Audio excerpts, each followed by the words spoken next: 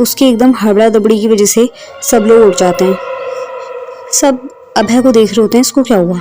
अभय जब उठता है, अभय का मुंह पूरा पसीनों से भीगा हुआ होता है, अभय की सांस चढ़ी हुई होती है और अभय कुछ बोलने की हालत में नहीं होता। सब उसको बहुत घूर के देखते हैं कि अब इसे क्या हुआ। अच्छा वाला सब सो रहे थे और अचानक से अब अभय को क्या हुआ। उसके बाद अभय से सोनाली और शिवानगी बोलती है, क्या हो गया, तुम्हें भी दिख गई क्या वो लेडी, अभी तक तो इन्हीं दोनों को दिख रही थी। अभय सोचता है नहीं, अपनी इज्जत का मजाक नहीं उड़ाना। अभय बोलता है नहीं नहीं, मुझे कोई लेडी नहीं दिखी, मैं इनकी तरह थोड़ी हूँ, मुझे क्या दिखना है, मैं नॉर्मल हूँ, मुझे कुछ नहीं दिखा। सचिन और योगेश समझ जाते हैं कुछ तो इसके साथ हुआ है जो ये बता नहीं रहा। योगेश और सचिन बोलते हैं हाँ हाँ, जब दिखेगी तब यकीन होगा तुझे हमारी बातों का, अभी तो तू मौज मस्ती काट। पर अभय अंदर से पूरी तरह डर चुका होता है। अभय उनकी बातों को इग्नोर करके वॉशरूम में मुंह धोने के लिए जाता है। अभय बोलता है मैं तुम्हारी तरह वहमी इंसान नहीं हूँ, गर्मी लग रही थी वो तो थोड़ा मुंह धो के आता हूँ, सब ठीक हो जाएगा। अभय ये बोल के वॉशरूम में चले जाता है अपना मुंह धोने। अभय अपना मुंह धो रहे होते इतने में उसको पीछे वाले मिरर में अचानक से वो लड़की दोबारा दिखती है। एक सफेद साया अभय को साफ साफ नजर आ रहा होता है और कान के पास सरसराती हुई आवाज बोलती है, क्या अभी भी मैं तुम्हें नहीं दिख रही हूँ। अभय एकदम से चिल्लाते हुए वॉशरूम से बाहर आता है और अभय बोलता है यहाँ तो कुछ है। इतने में सचिन और योगेश बहुत तेज हंसते, क्यों बेटे, तो यकीन हो रहा है ना, जब हम बोल रहे थे तुझे हमारी बात का यकीन नहीं हुआ। अभय बोलता है मैं मजाक नहीं कर रहा हूँ दोस्तों, यहाँ सच में कुछ है। मैंने अभी मिरर में कोई लड़की देखी जो ये जैसा कि सचिन और योगेश बता रहे हैं वैसी मैंने भी एक लड़की देखी।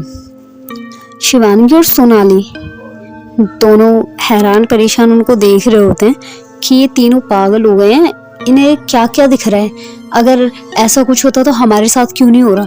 शिवानगी बोलती है ओह सुनो, तुम तीनों ने तो चढ़ा ली, तुम्हें नशा ज्यादा चढ़ गया है, अगर ऐसा कुछ होता तो हमारे साथ क्यों नहीं हो रहा, और अगर ऐसा कुछ दिखता तो तुम्हें क्यों दिख रहा है, वो हमें क्यों नहीं दिख रहा। अभय बोलता है हो सकता है कि तुम्हें भी दिख जाए बाद में। सोनाली और शिवानगी समझ नहीं पाते कहना क्या चाह रहे हैं लोग, वो उनकी बात का विश्वास ही नहीं करते। उसके कुछ टाइम बाद अगली सुबह सचिन, अभय और योगेश एक साथ बैठे हुए अपने किस्से शेयर कर रहे होते हैं आपस में कि किसको किस रूप में वो लड़की दिखी, किसको कहाँ पे दिखी, अपनी अपनी बातों को यकीन दिलवा रहे होते हैं, एक दूसरे से अपनी बातें मनवाने की कोशिश करते हैं और ये सोचते हैं हम लड़कियों को कैसे बताया जाए कि हमारे साथ क्या क्या हो रहा है, क्योंकि वो दोनों तो कुछ मानने के लिए तैयार ही नहीं है। ये लोग सोचते हैं छोड़ो यार, कॉलेज में जाएंगे खामा बेइज्जती होगी, अगर शिवानी और सोनाली को कुछ बता दिया ये तो बवाल मचा के रख देंगे पूरे कॉलेज में, इन्हें कुछ नहीं बताते, इग्नोर करो, हम आपस में रखेंगे बात, अब इन दोनों को कुछ नहीं बताएंगे क्योंकि ये मान तो है नहीं रही वैसे भी, तो इनको बता के फायदा भी नहीं। तीनों दोस्त डिसाइड करते हैं इनके आगे अब ये बात हम नहीं करेंगे। इसलिए अभय, योगेश और सचिन बालकनी में खड़े हो जाते हैं। सोनाली और शिवानगी अपने रूम में अंदर आराम से मस्ती काट रहे होते हैं। इतने में सोनाली और शिवानगी खेल खेल में आपस में सोचते हैं कि इन्हें सच में क्या कुछ दिख रहा है क्या, तो शिवानगी बोलती है नहीं यार ऐसा कुछ होता तो हमें भी तो दिखना चाहिए था ना। फिर वो दोनों सोचती हैं हाँ ये बात भी, क्या पता ये तीनों के तीनों मिलके हमारे साथ कोई प्रैंक वगैरह कर रहे हो, हमें डरा रहे हो। ये बात सोच के उनकी बातों को इग्नोर कर दी। होता ये है अभय, सचिन और योगेश बातें कर रहे होते हैं अपनी बालकनी में, तो इतने में योगेश बालकनी से नीचे की ओर झांकता है तो योगेश देखता है वही सफेद साया काफी देर से साथ खड़ा हुआ उनकी सारी की सारी बातें सुन रहा होता है। योगेश एकदम से चिल्लाता है और अभय और सचिन जब तक पीछे मुड़ के देखते हैं योगेश नीचे जमीन पर पड़ा हुआ होता है। योगेश की शरीर में से लगातार खून बह रहा होता है, वो सब फटाफट नीचे जाते हैं। शोर सुन के शिवानगी और सोनाली भी फटाफट नीचे जाते हैं। वो देखते हैं योगेश की बॉडी पड़ी है और उसमें से खून बहता जा रहा है। फटाफट से योगेश को उठा के हॉस्पिटल लेके जाया जाता है। डॉक्टर्स वहाँ पे उसको ऑपरेशन थिएटर में लेके जाते हैं। बाहर आने के बाद डॉक्टर सिर्फ एक ही चीज़ बोलते हैं, सॉरी हम उनको नहीं बचा पाए। ये सुन के सभी दोस्तों के बीच में बहुत मातम वाला माहौल बन जाता है। वो ये सोचते हम जाके जवाब क्या देंगे इसकी मम्मी को, योगेश की। हम आए तो टूर करने थे, आए पिकनिक करने थे, एंजॉयमेंट के लिए आए थे, कुछ यादगार पल बनाने के लिए आए थे, पर योगेश के साथ ये क्या हो गया अचानक से?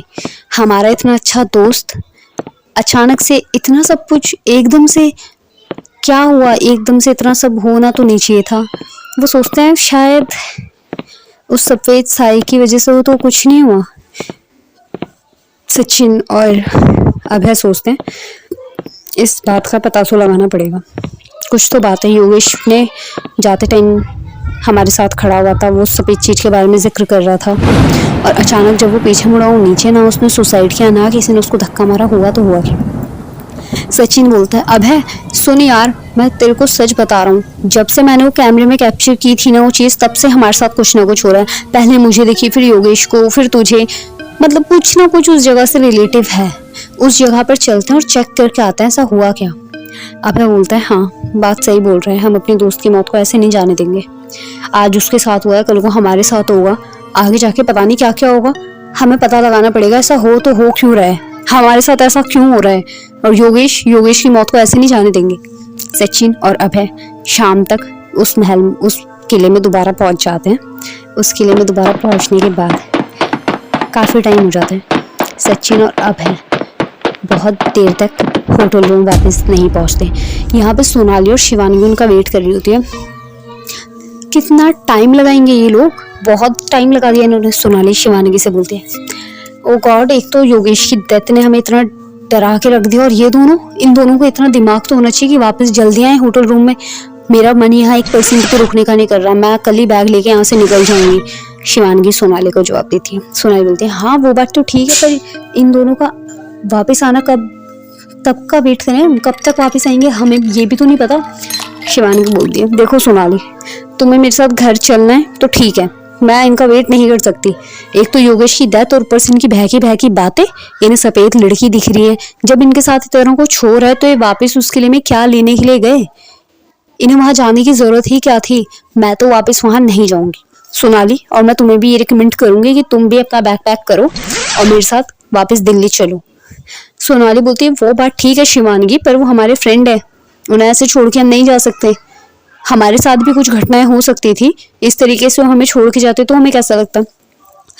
सोनाली बोलती है मैं उन्हें ढूंढने वापस जा रही हूँ उस किले में। शिवानगी बोलती है सोनाली तुम्हारा दिमाग खराब हो गया है क्या, तुम अकेले वहां जाओगी, तुम्हें पता है ना अभी अभी क्या हुआ है, और तुम फिर से वही फालतू की जिदे पकड़ के बैठी हो।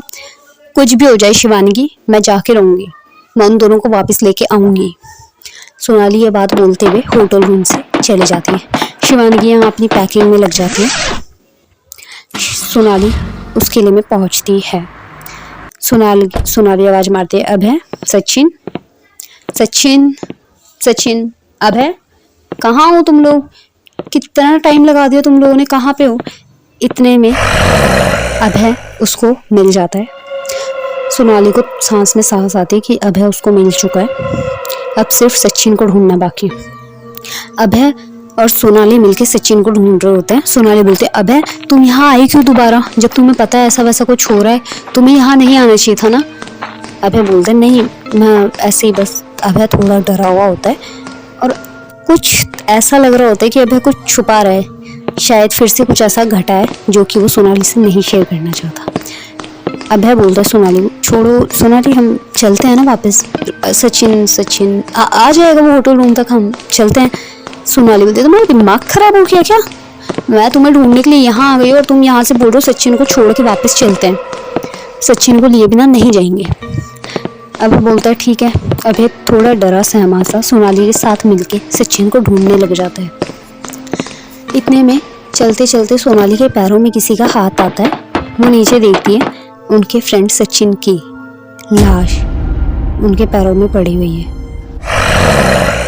वो देख के हैरान हो जाती है कि एक अभी योगेश की मौत और अचानक से फिर से सचिन की मौत। अभय और सोनाली ये देख के बहुत ही हैरान परेशान होते हैं और वो वहीं पे रोना शुरू कर देते हैं। सोनाली से अभय बोलता मैं बोल रहा था ना सोनाली वापस चलते, तुमने मेरी बात नहीं मानी।